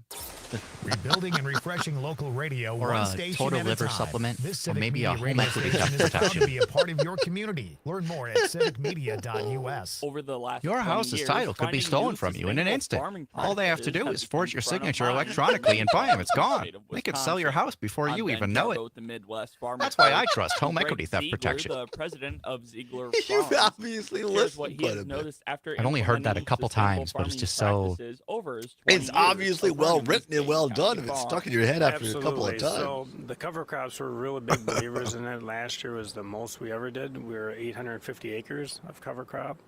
And then we're with the digesters, so we can kind of regulate the pee down there. They pull out the pee and put it in Tom the Hartman solids. does And then have they a take the unique liquid and cadence haul- that sticks hose in it your around head. here into the solids and transfer it further. Including with It's easier the to way he move ends the dry show with versus tag, liquid. you're it. And, Nobody says that like that, beneficial so for it us just for sticks cover in your crops head. And digester slashed together. Ziegler says that one of the greatest impacts he's seen on his farm is the use of cover crops. He says that he encourages all of the farmers to at least try them before making a judgment. For the Midwest Farm Report, I'm Ben Jarbo. Ben We'll take a look at those Jarbo. closing I markets want right after Ben this. Jarbo on the show. Sausage is so much I bet we more could make than that happen. just award-winning I want him to brats. say, Fabulous farm Cam Young "This can Ben attest to it. Jarbo, They've and you're got listening all to Todd kinds of Allbaugh." fantastic food, both And that's it. online and That's it. in their Thank you, store Neve. location. I do Corner a of Nesbitt promo. Road, Fitzroy Road in Fitchburg. Open Monday through Friday, 9 until 7. Saturday, 9 until 1. Did you know that if you stop by Bavaria Sausage, you can pick up not only Bavaria those award-winning brats Sausage. for your grill, but also restaurant quality cooking essentials like burgers, chicken, pork chops, and steak. They want your event to be fabulous, and they've got it all ready to go. As always, you can check out their website, BavariaSausage.com. Have goods delivered directly to you. Or if you're in the area, stop on by. Corner of Nesbitt Road, Fitzroy Road in Fitchburg. Open Monday through Friday, 9 until 7. Saturday, 9 until 1. And don't forget, every Friday, rain or shine, they've got their fabulous brat fry. Pardon me. Follow them on Facebook to know exactly what flavor they're serving up. Bavaria Sausage. Welcome back, everyone. I'm Ben Jarbo with the Midwest Farm Report. Now let's see how the markets ended on this Thursday. The markets are not helping us to end a Thursday, as cash corn is only up a penny at $3.75, and new crop corn it remains People even say at that bridges in $2.77 Florida are a too quarter. safe. That's Cash why I'm soybeans are thinking down I'm going to sell you an 16.5 ice bridge in cents Florida. at 10.7.5, with new crop soybeans down 15 3/4 at 10.28.5. Oh, Aaron Zommer. September wheat contracts are down 3 3/4 at 503.5. Class 3 milk is not looking any better, with September contracts down 54 cents. Working guys like you and I just have too many kidneys. October contracts down 47 cents at 17.87 a hundredweight. 40-pound blocks aren't looking any better, down 10 1/4 at 177. I should probably quit while I'm ahead And on butter that. remains even at 2.28. For the Midwest Farm Report, I'm Ben Jarbo. As Wisconsin is saying the word bag instead of bag. This is the Civic Media Radio Network. Mostly sunny today. Our high right around 82 this afternoon. Tonight, it will be mostly clear with a low dropping into the low to mid-60s. And then tomorrow, mostly sunny and even warmer with a high of 86. I'm meteorologist Sean Cable. Right now, it's 80. It's The 80. Maggie Dawn Show. What is your feeling about Donald Trump basically taking over law enforcement in Washington, D.C.? Joe from Madison, what you got for us? We're going to be paying for this. At the same time, we're taking cuts in healthcare, education, transportation, you name it, we're taking cuts. It's an absolute waste of money. Crime is down. It's a 30-year low in Washington, D.C. So instead of dissing that city and lying about what they've done, how about looking at how they've succeeded? The award-winning Maggie Dawn Show. Weekday afternoons from 4 until 6. Doctors Without Borders is delivering life-saving medical care where it's needed PJ's most been in replaced with AI. communities No, around the world. he's just From telling us when bandaging we can use the war-wounded George Webb. patients in Oh, Sudan all right, stuff. very to good. providing clean to drinking know. water in Haiti. We're in more than 70 30 countries seconds. Thank you. worldwide, bringing patients from sick to recovering, from emergency to aid, from crisis to care.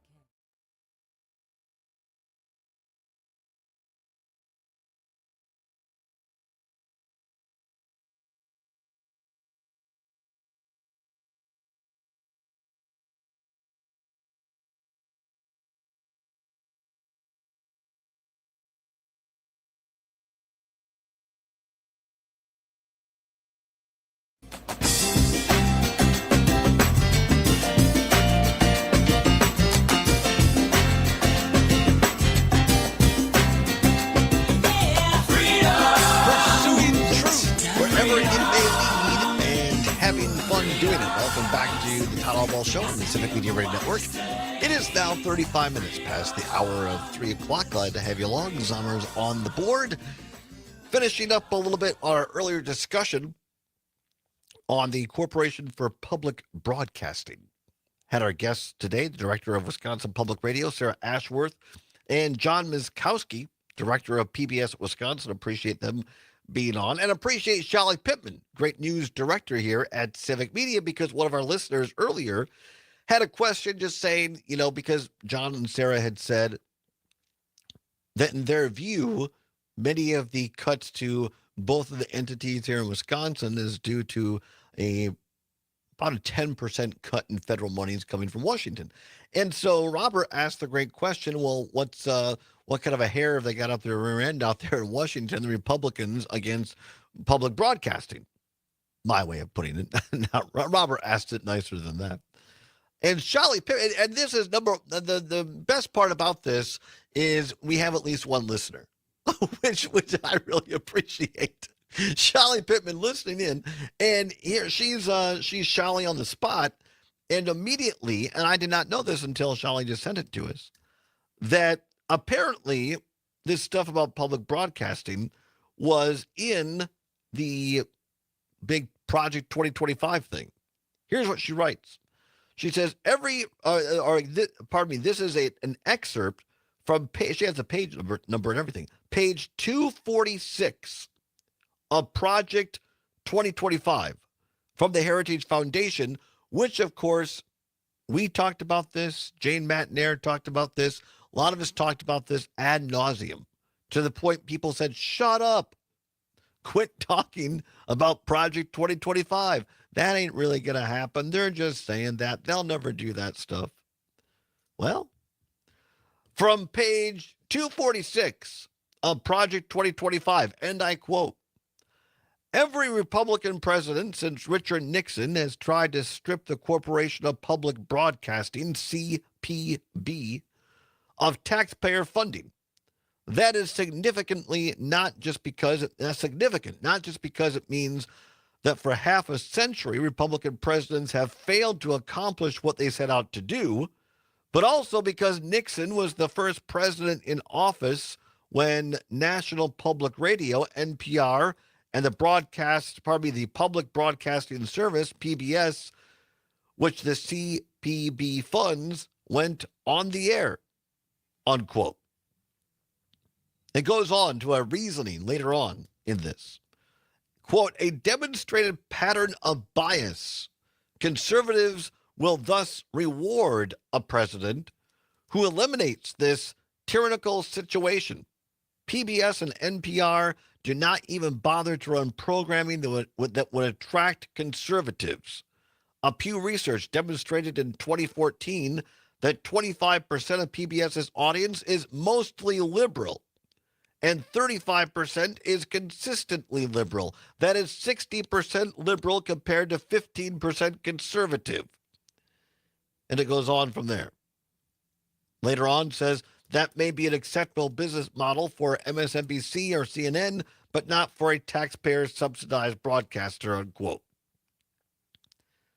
I mean, this is just wild. And also, Shelly notes that what I just read to you, that is not in the section about the FCC written by Commissioner Brendan Carr, but by Mike Gonzalez, senior fellow at Heritage Foundation and a former journalist. How about that? After removing CPB funding, it also recommends revoking the non-commercial status of stations. That's the type of broadcasting license they have that is different from the ones that Civic Media uses. Other industry experts, Shally says that she's spoken to, say it's probably a lot less likely to happen because CPB cuts are already devastating and accomplish many of the goals of the Heritage Foundation. How about that? I mean, so again, I think it's unfortunately a great reminder, and thank you again to Shally, that all these things that were in Project 2025 that a lot of people said Todd was playing Chicken Little, coming true. We've talked about this before, by the way. The Project 2025 tracker, we mentioned it before. Yep. We are now up to 46%. 46, nearly half of the items in Project 2025 have now been implemented and put into place by the Trump administration. So think about that next time you go to the polls. We weren't just joshing you, as they say. We were, and remember, I was down there in Milwaukee at the Republican National Convention. You walked in the hall, and the first thing you saw was a welcome to the Republican National Convention, and in bigger letters, Heritage Foundation. With a cutout of Donald Trump, you can have your picture taken. I mean, they're one and the same. Heritage Foundation is running this thing. Is running Trump. Many thanks to Shally. 41 minutes now past the hour of 3 o'clock. Politico.com headline, AI launches across the government, or as the Trump folks like to say, A1. Great steak sauce. Oh, yes. If you're into steak sauces. This is Politico. Federal employees will soon be able to try out popular artificial intelligence tools, part of a controversial Trump administration effort to automate more of the government. The U.S. General Services Administration, GSA, said this morning it will launch USAI. This is real. USA in capital letters, small, lowercase I. They claim it to be a secure platform designed to let employees experiment with popular AI models made by OpenAI, Anthropic, Google, and Meta. The website is framed as a way to advance the Trump administration's broader AI action plan and deliver, quote, a competitive advantage to the American people, unquote, according to GSA Deputy Administrator Stephen Eichen, who put out a statement this afternoon. The initiative comes at a time when AI threatens to displace federal workers whose jobs are already under siege by the Trump administration's Department of Government Efficiency, the made-up department, that my editorializing the political story, because it's not an actual agency. Congress never approved it. It wasn't funding. It was doji. Elon Musk was heading it up. He's gone, and so is the quote-unquote big balls employee.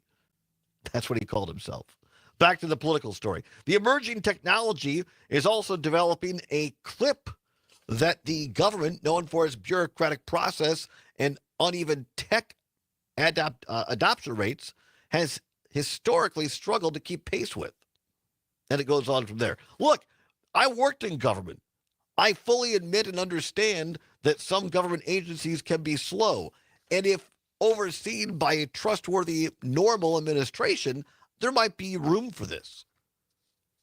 But I'm telling you, based on the track record so far of this administration, I wouldn't be logging into anything that they oversee or have control over or anything else.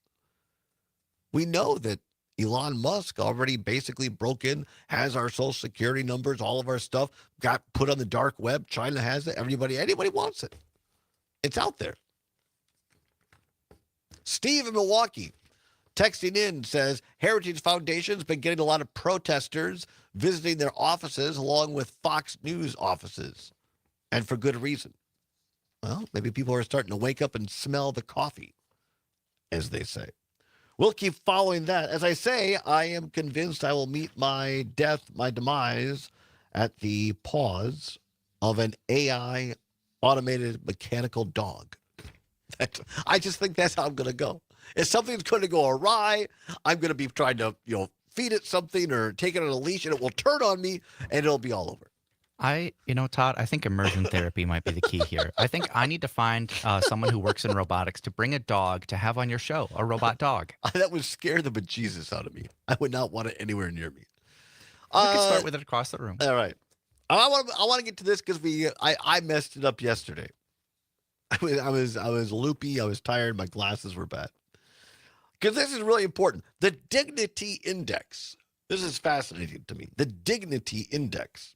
Tim Shriver is former head of the Special Olympics, which was founded by his mother, Eunice Kennedy Shriver. He's also the son of the Peace Corps founding leader, Sarge Shriver.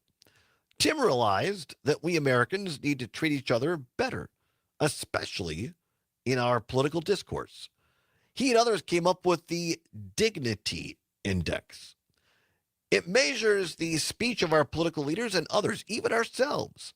It's an 8-point index that gives high grades for respectful discourse that affirms the value of the other person. It gives low grades for divisive discourse that shows contempt.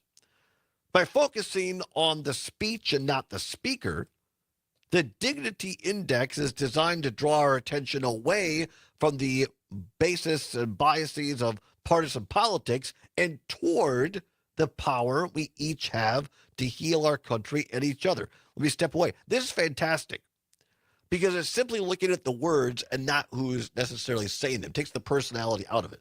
Back to this story.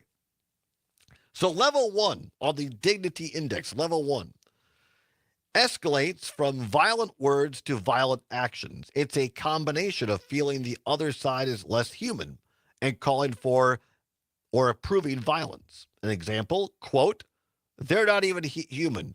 It's our moral duty to destroy them before they destroy us, unquote.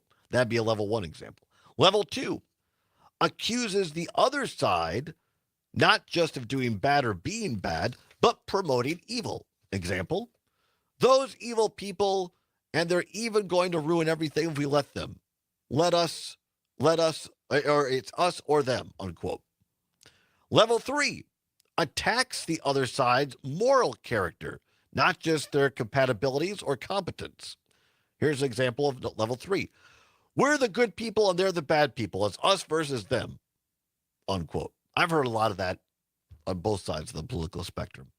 Level 4 mocks and attacks the other side's background, their beliefs, their commitment, their competence, their performance. Here's an example, level 4, quote, we're better than those people. They don't really belong. They're not one of us, unquote. Look at this index, the Dignity Index, level 5. Listens to the other side's point of view and respectfully explains their own goals, views, and plans. Here's an example of 5. Quote, the other side has a right to be here and a right to be heard. They belong here too. Much different tone, right? Level 6 sees it as a welcome duty to work with the other side to find common ground and to act on it. Here's level 6, quote, we always talk to the other side, searching for values and interests we share, unquote. Pretty good. Going to come back, finish this up. The Dignity Index, because I think we really listen to this and try to implement it would improve our understanding of each other, our friends, and our neighbors. Come on back. Wrap up the Dignity Index on the other side. You're listening to the Allbaugh Show across Wisconsin on the Civic Media Radio Network.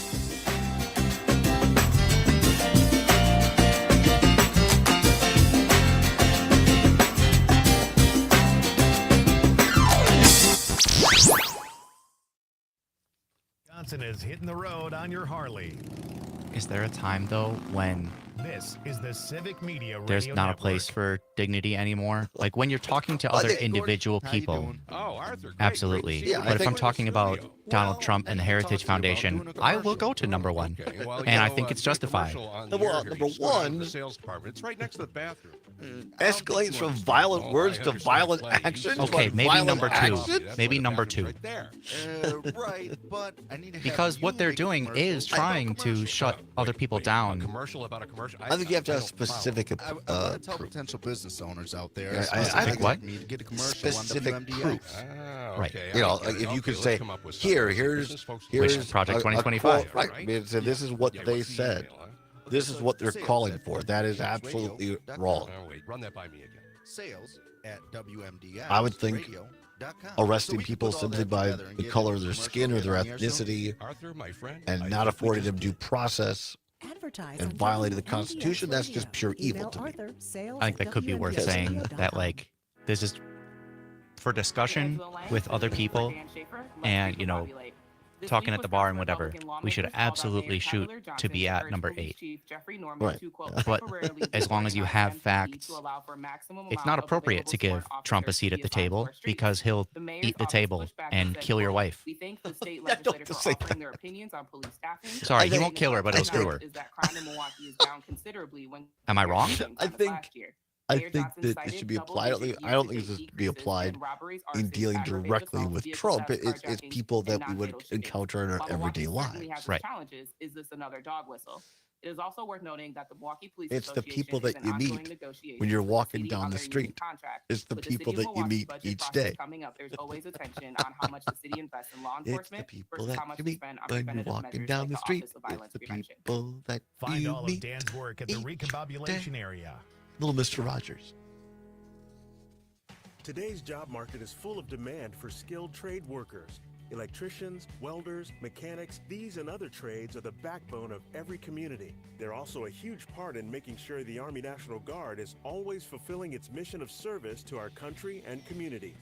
Soldiers train to keep the power flowing, engines running, and supplies moving. The skilled trades these soldiers perform are the same ones needed in today's civilian workforce. Army National Guard soldiers are on the fast track to learning skills that can set them up for success at home with companies looking to hire the best, with options from plumber to helicopter mechanic and everything in between. 30 seconds. Soldiers- Gracias.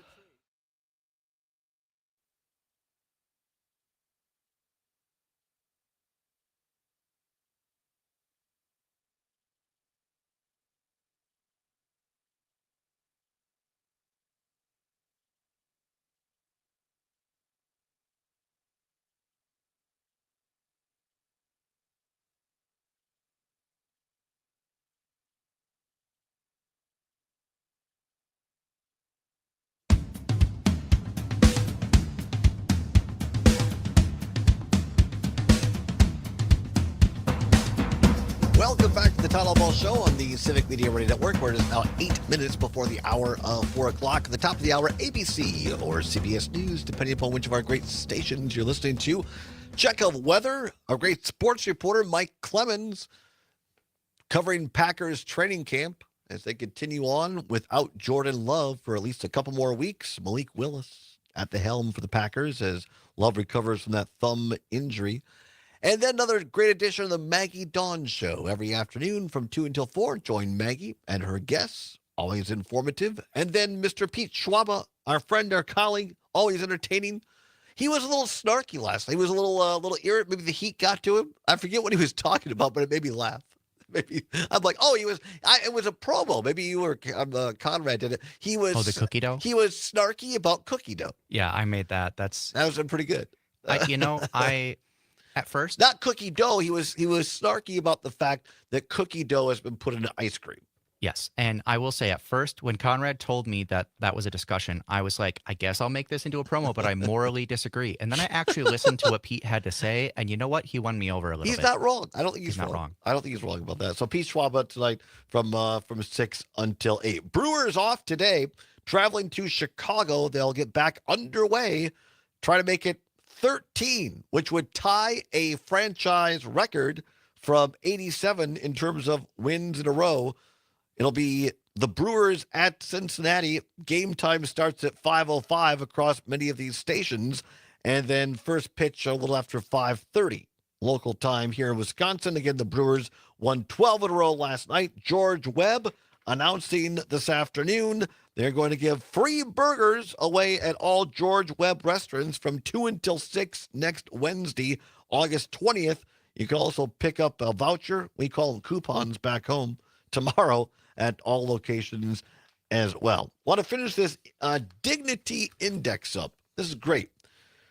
Started by Tim Shriver, former head of the Special Olympics. His mom was Eunice Kennedy Shriver, of course.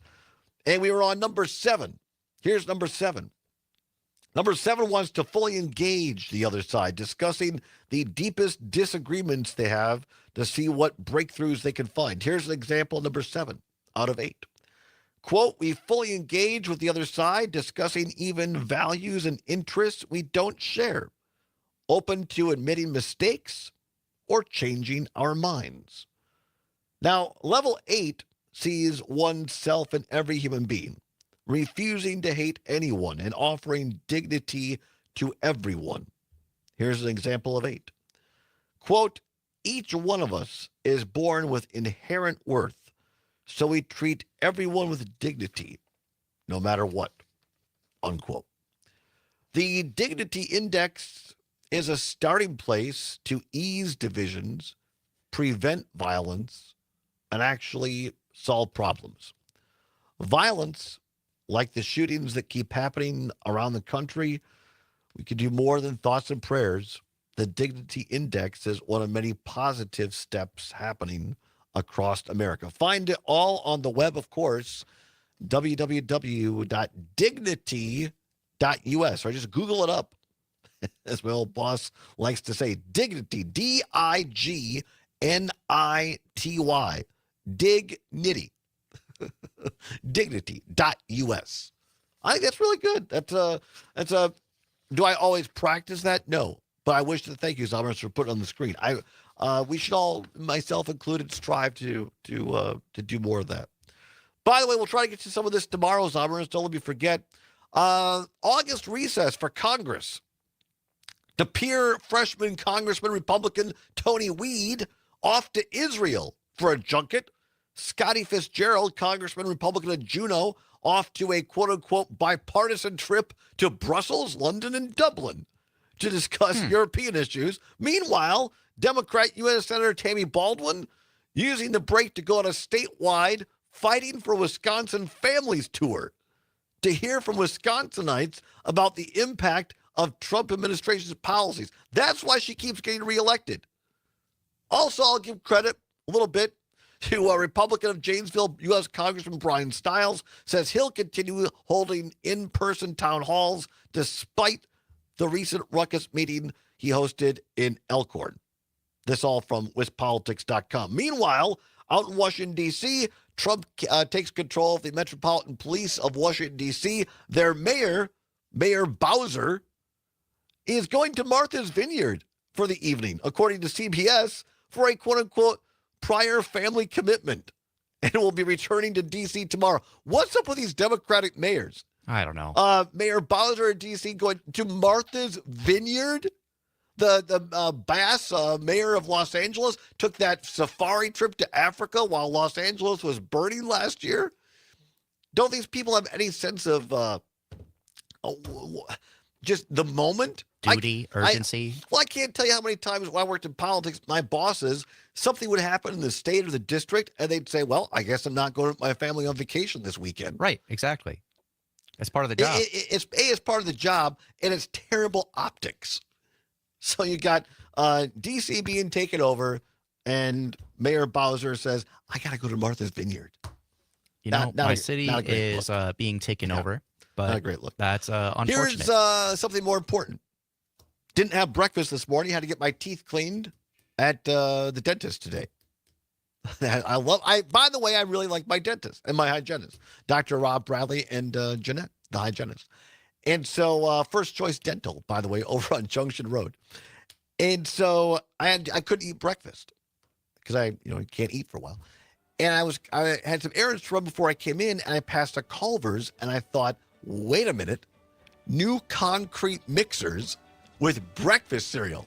I had a Lucky Charms custard concrete mixer. Really? Delicious. Welcome to Magically Delicious. That's pretty good. That's a pretty good one. All right, many thanks to Sarah Ashworth of Wisconsin Public Radio, John Miskowski of PBS Wisconsin, Zommers on the board, all of you for listening. Maggie Dawn is next.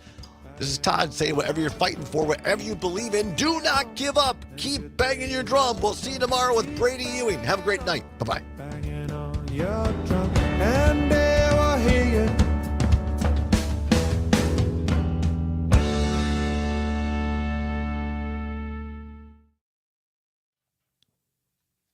Adios, everyone. Thanks, everyone. Bye-bye.